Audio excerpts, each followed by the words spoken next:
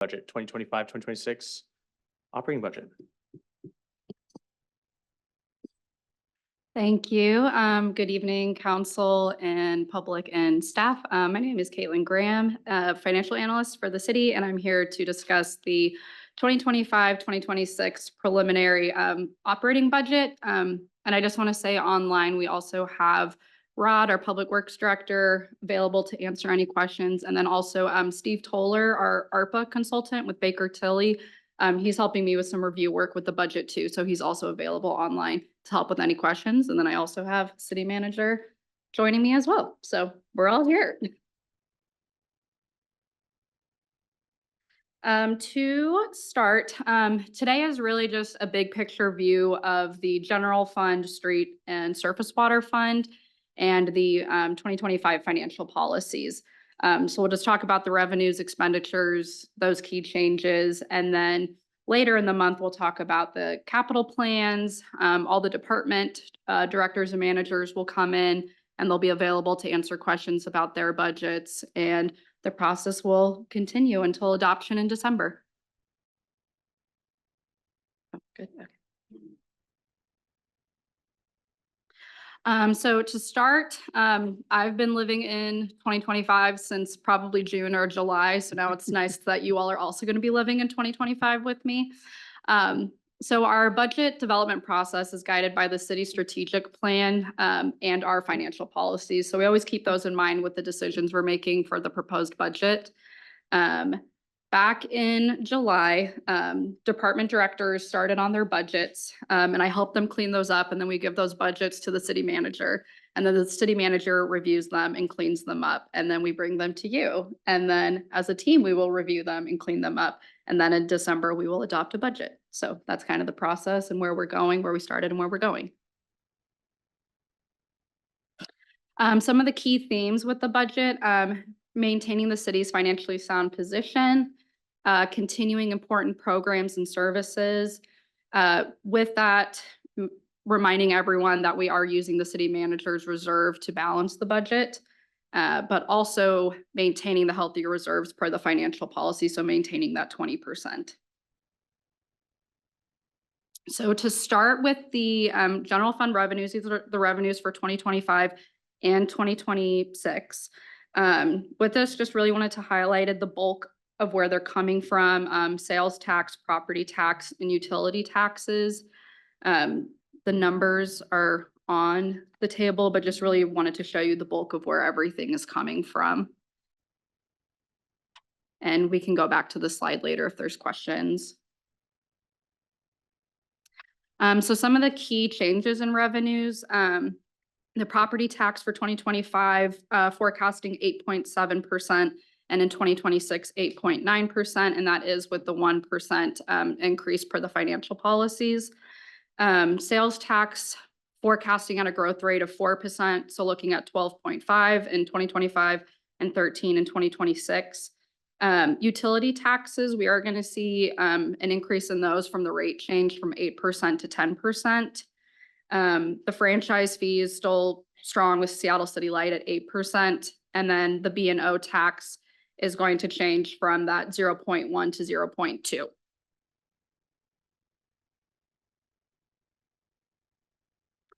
So then with that, we have the general fund expenditures for 2025 and 2026. So at the very bottom, we see the total expenditures in 25. We're looking at around 41.8 million. And then 26, 42.6 million, broken down by each department in the city.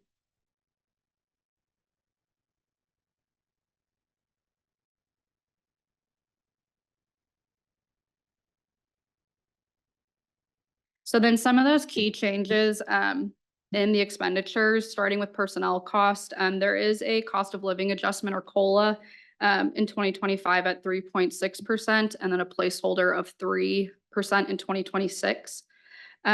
For the part-time positions like summer camp staff for parks, we are forecasting salaries using the ordinance of 837, so the $2 more, because that's the policy going forward. If anything changes, we'll change it too. And then additionally, medical benefits, an increase of 6% in both years.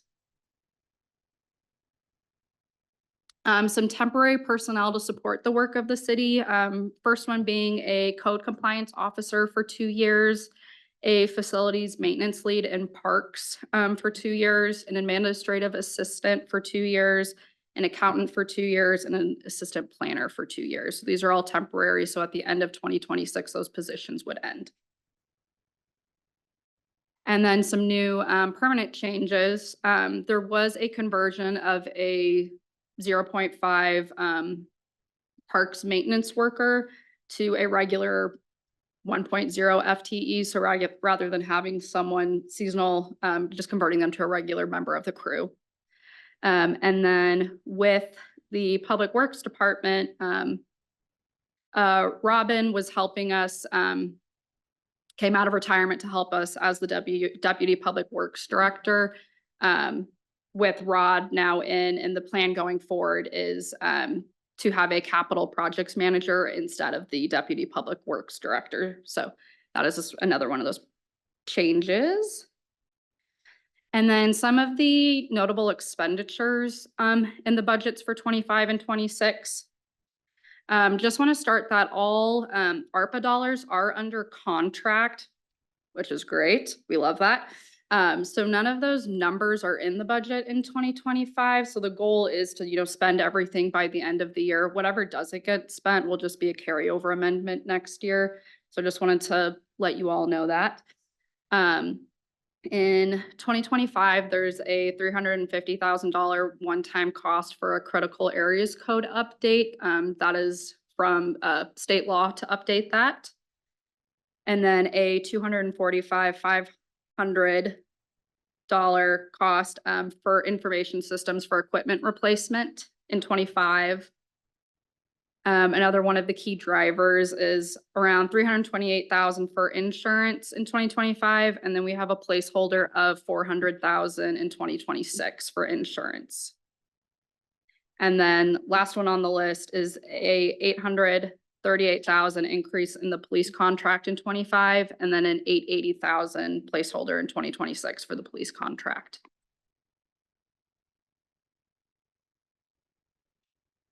Oh, there we go.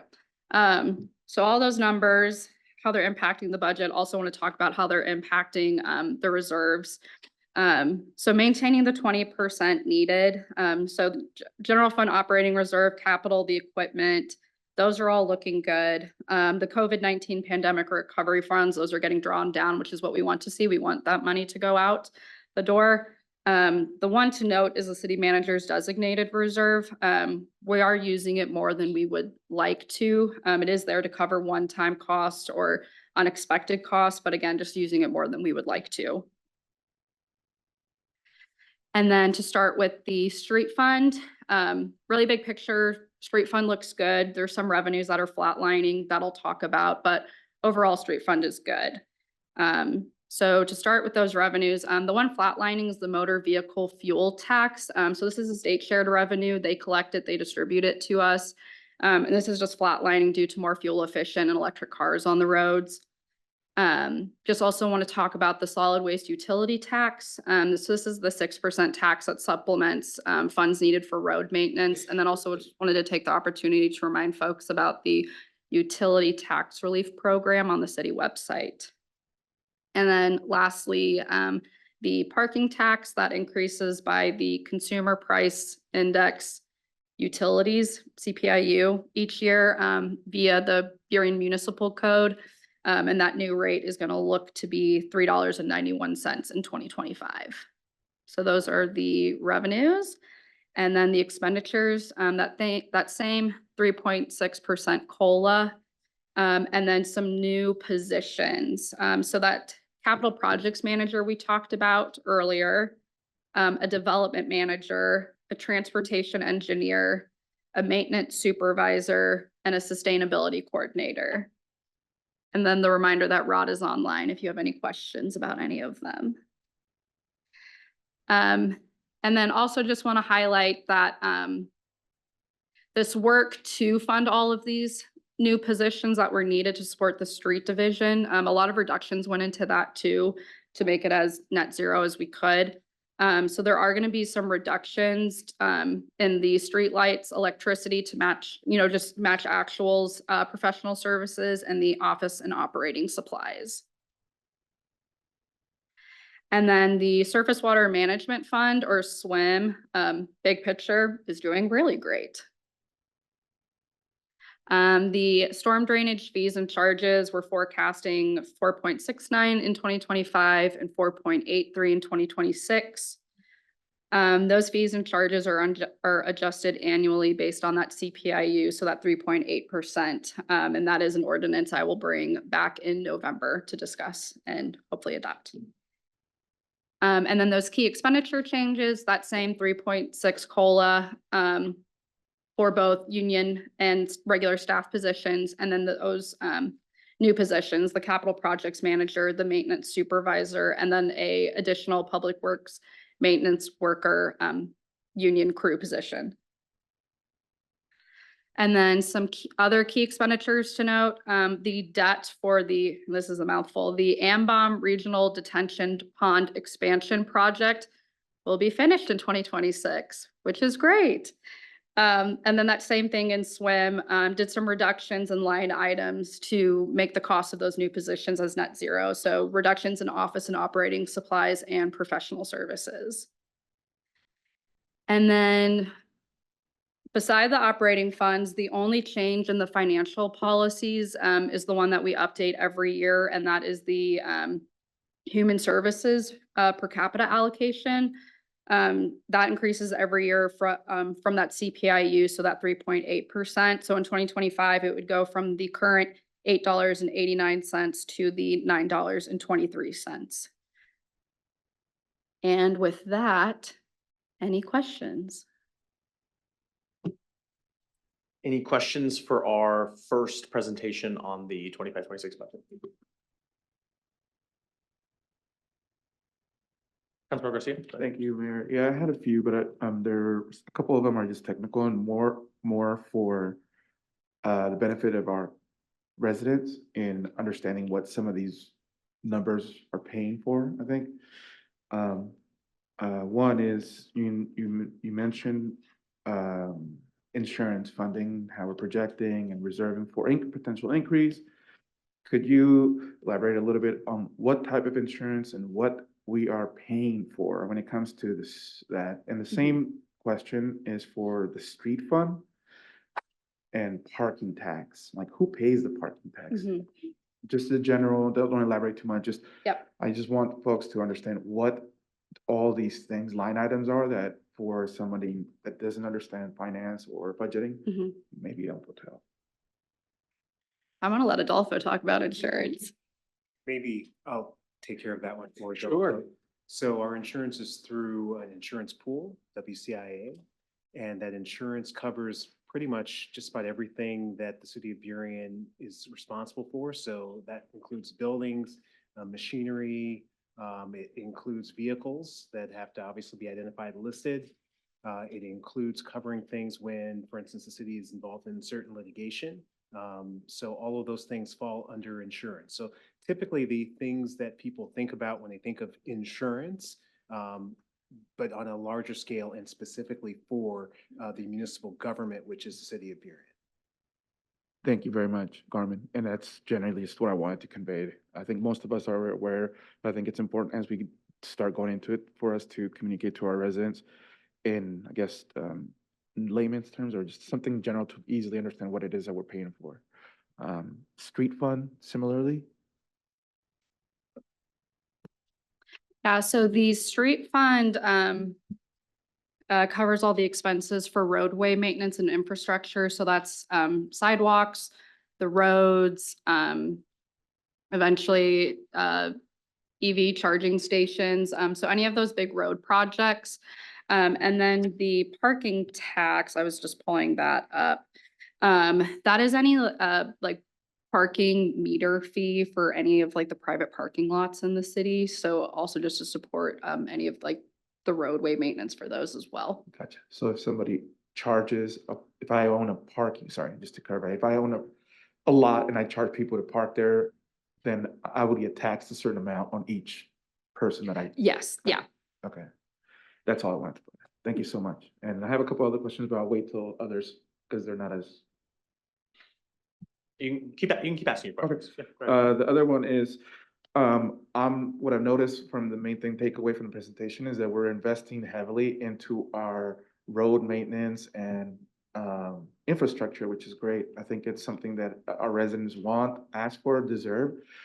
One thing that I wanted to understand is, how was the decision made on eliminating the deputy role? I guess, like, what was the thinking behind it into the capital projects? Because I have some assumptions, but I don't want to make an assumption. And is that something that we're gonna be doing with other departments? I know recently we had a deputy that got moved up in our Parks Department. I don't know if similarly there was another position for that, but seeing that we're investing into multiple positions, and this might be more for Rod, but I just wanted to get a little bit of clarity, because I see that's where we're investing our money, and I'd like our residents to be aware of how we're managing it. Sure. I could share a little more about that. Just to remind council, a big part of what the council strategic plan is to ensure that the city remains true to the taxpayer, remains true to what the city as an organization is doing. And a big part of it is not just asking the taxpayer to pay more, but also to assure the taxpayer that we are being as strategic as possible with the positions that we have. That the positions that we had recently may have been great for the last 30 years of the city's existence, 31 years plus. But at some point, department directors that come in, bring in new approaches, new fresh perspectives, understand that the challenges of 30 years ago are not the challenges of today, and it's certainly not the challenges of the next 30 years. So we have encouraged department directors to think broadly about their operation, to think how their operation would function more efficiently and be more effective. And that has allowed some directors to see that there is restructuring that could occur, that there are positions, although all the positions are important, there's some that today may be more important than the ones we had yesterday. And the retirements have given us the opportunity to reassess, reimagine, and make the changes to move forward. So in both parks and then also most recently in public works, we have had those opportunities to restructure, move positions around, create new positions, eliminate some without having to affect individuals, because we've been able to capture those positions without changing people. So that's essentially what's happening with the restructuring. We're trying to be more strategic with the limited resources that we have and with the expertise of the staff members that we have on the team. Perfect, man. Thank you so much. That was my assumption and understanding of the moves. I just wanted to make sure that our residents are aware why we're looking to change positions and invest into multiple positions in our public works. I saw like 5, so that's great. Thank you so much. I'll defer. Any other questions? Councilmember Moore? The deputy mayor has her hand up. Oh, Deputy Mayor Moore, go ahead. Yes, hi. I was wondering if it would be possible to see what our budget would look like if we were to cut some of our human services. So I don't recall the exact number. I think it's at $9 currently, the per capita. How small are we able to cut that, and how much would that save us? Well, we could share with you, Deputy Mayor, that the total allotment of $9, just not having the amounts in front of me, is roughly about a little over $500,000. The financial policies direct us to increase it every year by CPIU. So I don't know off the top of my head right now in the moment how to reduce it. Just because like the financial policies, it's just every year increased by CPIU. So to reduce it, I'm thinking. So let's say I would like to reduce it to about $5. Would that mean that going forward it still would increase the 3%, I think you said, or the $3? Well, Deputy Mayor, without going into specifics about what you would like or not do, or what council would like to do as a group, what we can share is that the policies are at the discretion of council. So council can discuss, can deliberate, can propose changes, but in terms of amounts and percentages, we would leave that to council to decide what it would like to do. Okay, I guess my question was, is there a minimum that we have to leave it at? Or can we throw a proposal, like, for example, $5? I will have to check and get back to you. I don't have it totally memorized yet. Sorry. No worries. Thank you. Thank you. Thank you. Councilmember Moore?